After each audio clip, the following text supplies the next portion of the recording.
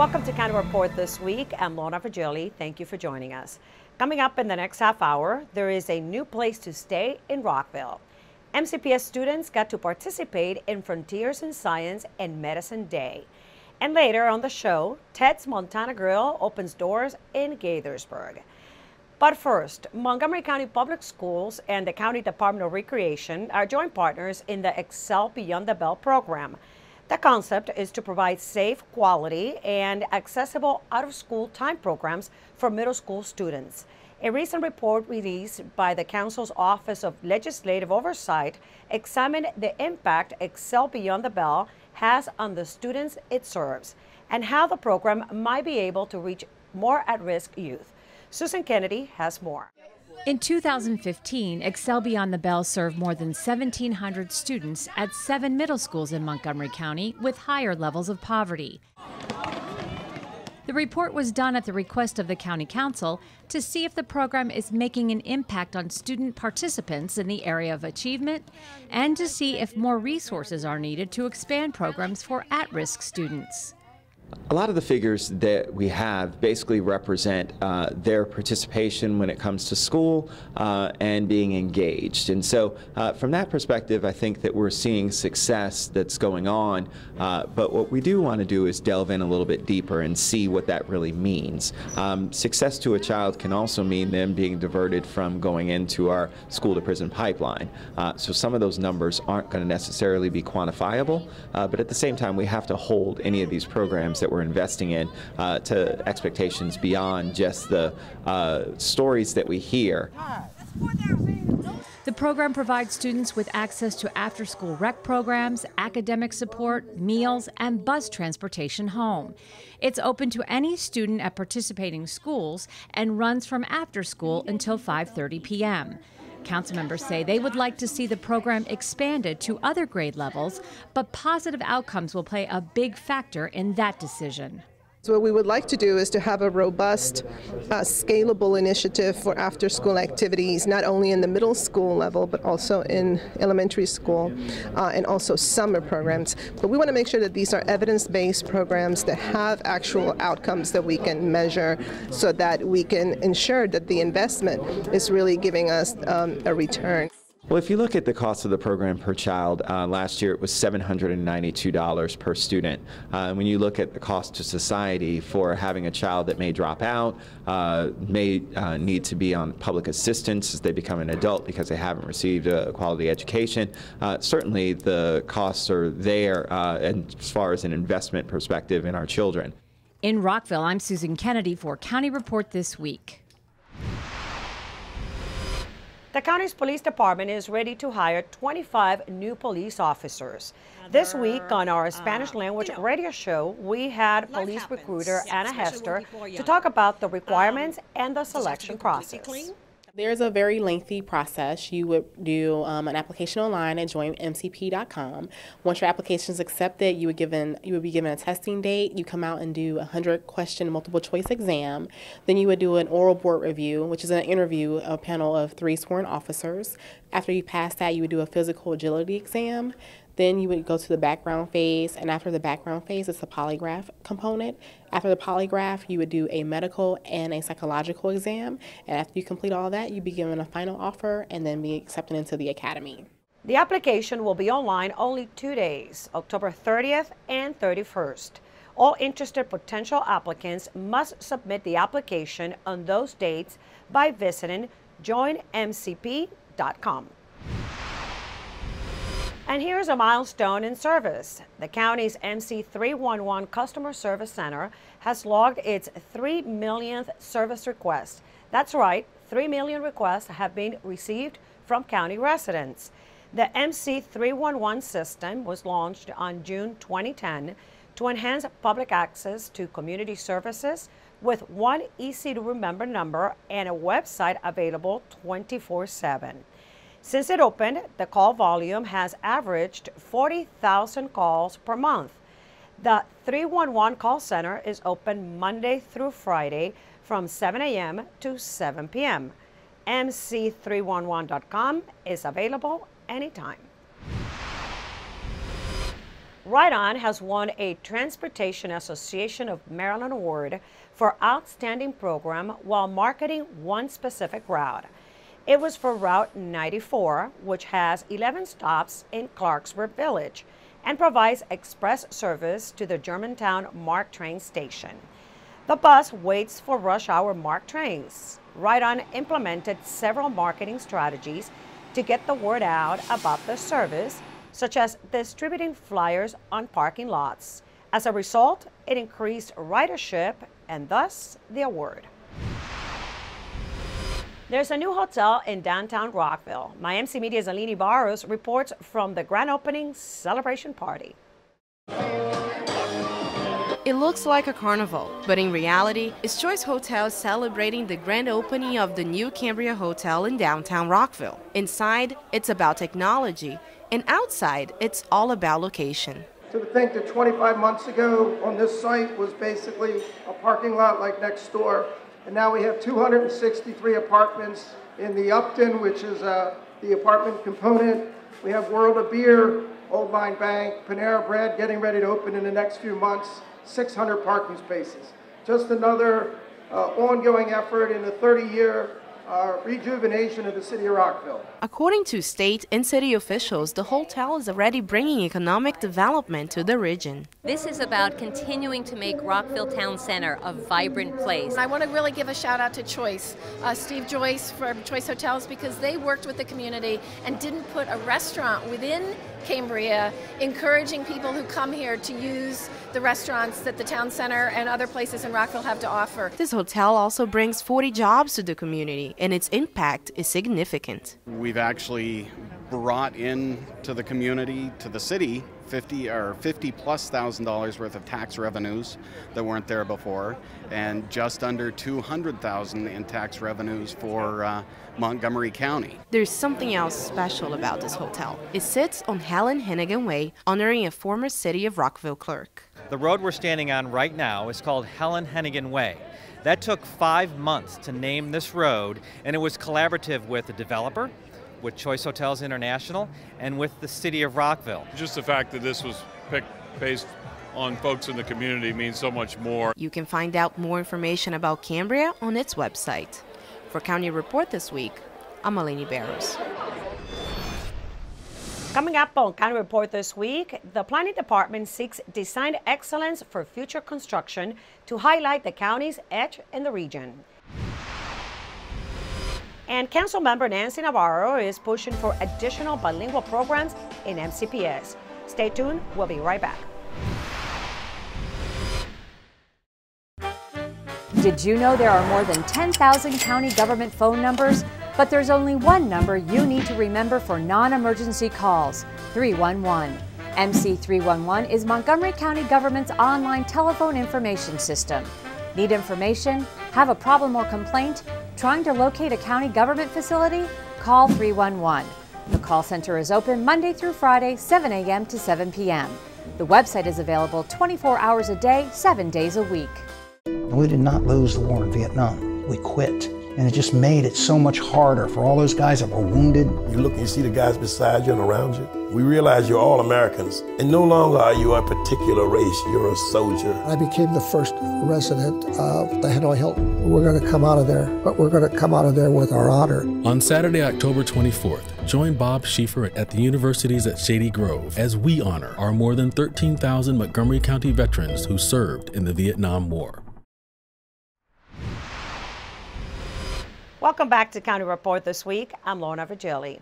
As one of the country's wealthiest and most educated counties, Montgomery County deserves neighborhoods, public spaces, and buildings of the highest quality design to reflect this prosperity and knowledge.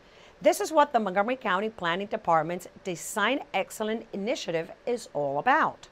According to Montgomery County Planning Director Wen Wright, design excellence is becoming increasingly important as the amount of available land for development in the county is shrinking and densities in our centers are increasing. These development challenges present a greater need to create attractive, safe, and sustainable places to live, work, and play. Director Wright talked with us recently about why design excellence matters and about an exciting upcoming event. We are a county where having a greater sense of place is going to become increasingly important as we grow, and having great design is part of placemaking. We're doing a variety of things to make design excellence sort of top of the list instead of bottom of the list. And we're going out to the community. We're partnering with design professionals who are involved in creating many of the projects that we see. We've talked with folks in the development community about coming in very early in their development process for concept plans, where we can begin to discuss some of these kinds of design issues very early on before the whole project is designed and finished and baked. We really want folks to talk to us very early in the process. One of the things we're doing is having a Design Excellence Award program on October 22nd in conjunction with the Potomac Valley chapter of the American Institute of Architects. And we're very excited about doing this because it will give us an opportunity to highlight great design projects that have happened in Montgomery County.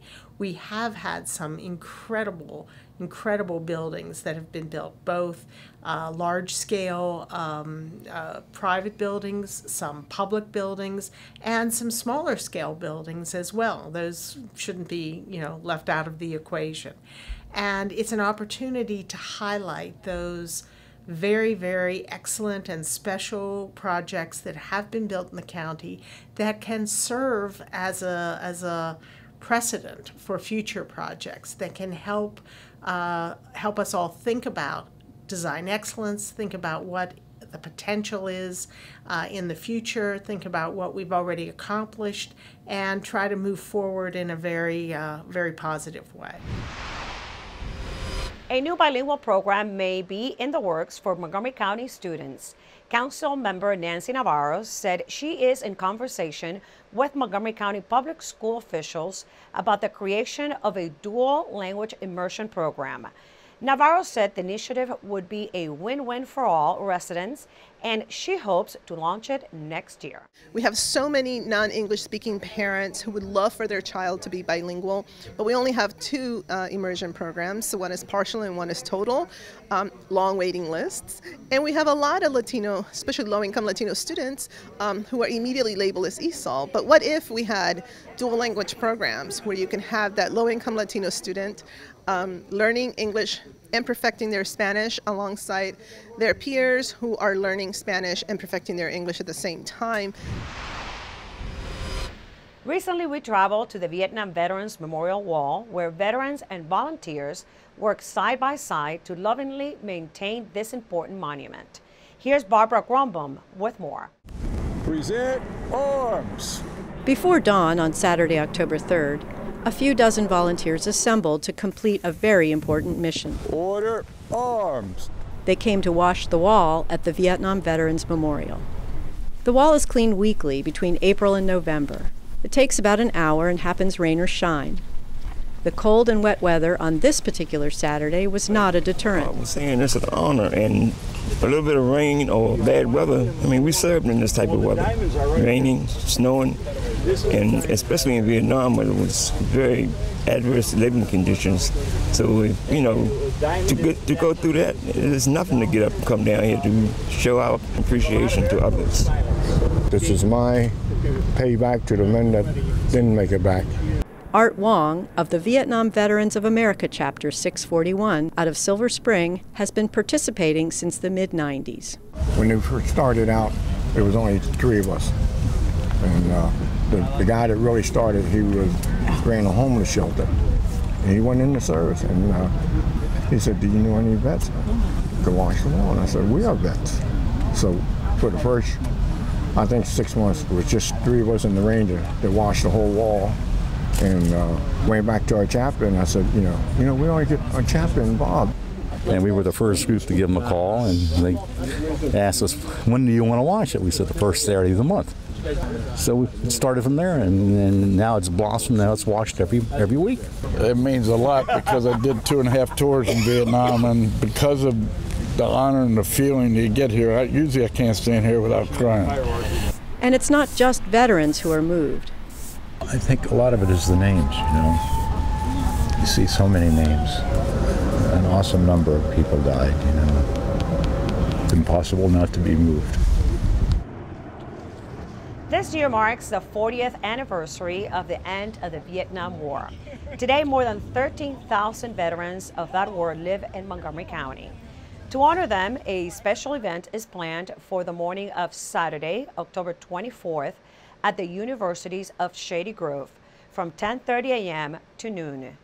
Visit mocovietnamvets.org for more information and to register. Coming up on County Report this week, Montgomery College gets recognized for reporting energy use in its buildings. And 2 MCPS middle schools engage students in science and math with an innovative program. We'll tell you about it when we return.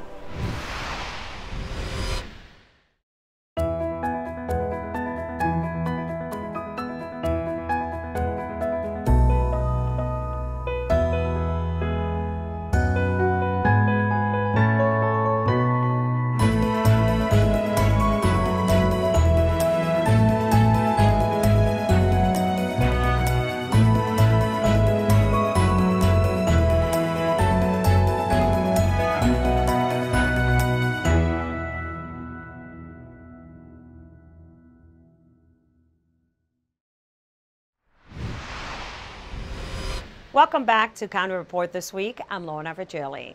County Executive Ike Leggett awarded Montgomery College as an early bird benchmarker for reporting building energy use. MCTV's John Watson has a story. The Montgomery County Department of Environmental Protection will soon have new laws and guidelines in place for benchmarking energy use by commercial and other public buildings. Montgomery College was among about a dozen such agencies to be recognized. We just won an early bird benchmarking award where we reported our usage to the county a year early. Benchmarking is finding the miles per gallon comparison, like you would in a car, but in a building. And we did this on a system called Portfolio Manager, and this is in accordance with the benchmarking law that passed last year to benchmark buildings 214. Montgomery College is already using some EPA reporting tools to track energy use, as utility analyst Maria Manfrey explains. So Portfolio Manager is EPA's tool of where we're putting the building information into. In terms of, they ask us basic questions is how often is it used, what number of computers, how many workers are there. We're putting in all our electricity bills, our gas bills, and then it populates an EUI, Energy Unit Index. And because we're a campus, the way they decided it, that we're not officially comparable to other places. We wouldn't get an Energy Star score, which you may know based on like certain appliances, like how efficient it is. But we do have showing us that we're kind of a baseline, hitting the median of where we want to be right now, and then we want to do better, of course. So we started right now just putting everything in as a campus as a whole, all the bills for that, not exactly buildings one by one just yet. And eventually we'd like to get a score for each building. So we're moving towards that. That would be the next step in this early bird benchmarking. We start early bird benchmarking, just bringing awareness of these buildings and how they need to be, the usage needs to be reported, find that miles per gallon. Then we'll take it from the campuses to each individual building. Increased energy efficiency is a big part of Montgomery College's future building plans. LEED Gold or higher is the standard set for all current and future construction projects. From Montgomery College, John Watson, County Report this week. Hundreds of 7th grade students from Redland and Farquhar Middle Schools had the opportunity to bring science to life while participating in the 7th annual Frontiers in Science and Medicine Day. MCPS TV was there and brings us more on the event. Good job.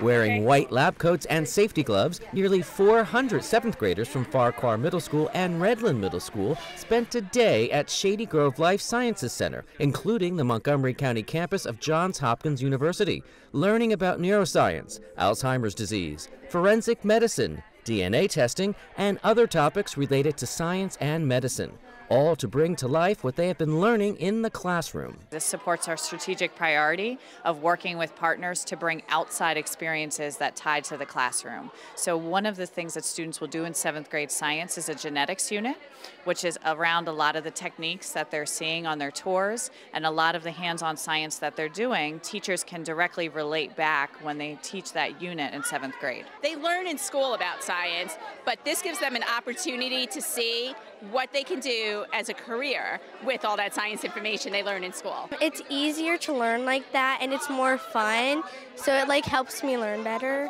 What do you think? Students worked with professional physicians, scientists, and researchers while participating in hands-on activities. They learned about cutting-edge biotechnologies, exciting career opportunities, and they explored equipment scientists use in real labs. They were able to see what it would be like to maybe work as a nurse or as a forensic scientist. So it was a great way to engage students, or if students didn't know what they were interested in, this is a way for them to find out what they could enjoy or see themselves doing one day. I did the slime, and I thought the chemical reactions were pretty cool. This collaborative effort between schools and community organizations not only makes science fun, but it makes these associated career paths accessible to all students. I think that we're lucky to have so many great partners like Johns Hopkins, like Shady Grove Adventist, like MD Bio, and all the other companies that are here to bring this kind of experience to our students. I'll definitely be looking into computer science. You still have time to roll up your sleeves for Community Service Week. Local residents are invited to make plans to give a few hours of their time to their community by joining family, friends, and neighbors during Community Service Week, which runs through the 25th. Many of the available service projects provide middle and high school students with the opportunity to earn student service learning hours. Service projects are posted on the Volunteer Center's website at montgomeryserves.org, or you can call 240-777-2608 for more information. More than 300 people attended Bethesda Green's annual gala at the Bethesda Blues and Jazz Super Club. Take a look. This is a community that's growing so fast. If we're not careful, we could sort of really have a huge environmental impact, and we don't want to do that. So we want to grow. It's important to grow, to create jobs and build a thriving community, but let's do it in a way that is mindful of our impact. So can we find greener ways for people to commute, greener ways for people to live, and support green businesses that are emerging out of the incubator? Well, what's important at Bethesda Green is the fact that we educate people.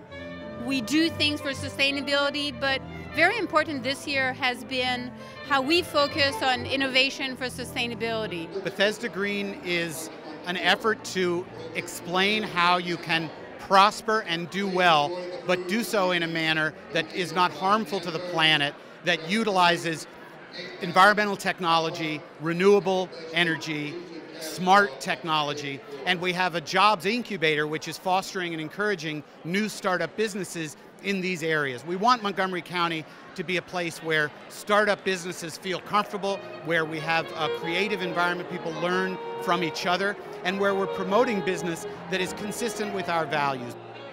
You can find out more about Bethesda Green by visiting its website, bethesdagreen.org.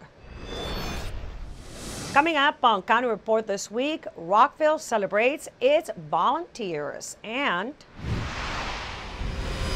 coming up on County Report this week, we'll tell you why Ted Turner visited the city of Gaithersburg. That and more right after this. In Montgomery County, we have a goal to reduce waste and recycle 70% of all waste by 2020. By recycling and reducing waste, we save natural resources and make our community even better. So recycle at home, work, school, everywhere, and keep recycling going. For more information, call the Montgomery County, Maryland Division of Solid Waste Services at 311 or visit montgomerycountymd.gov/recycling. Keep it going. Recycle more now.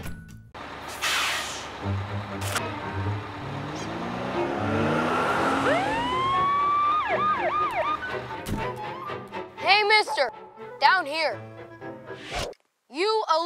you passed the stop school bus.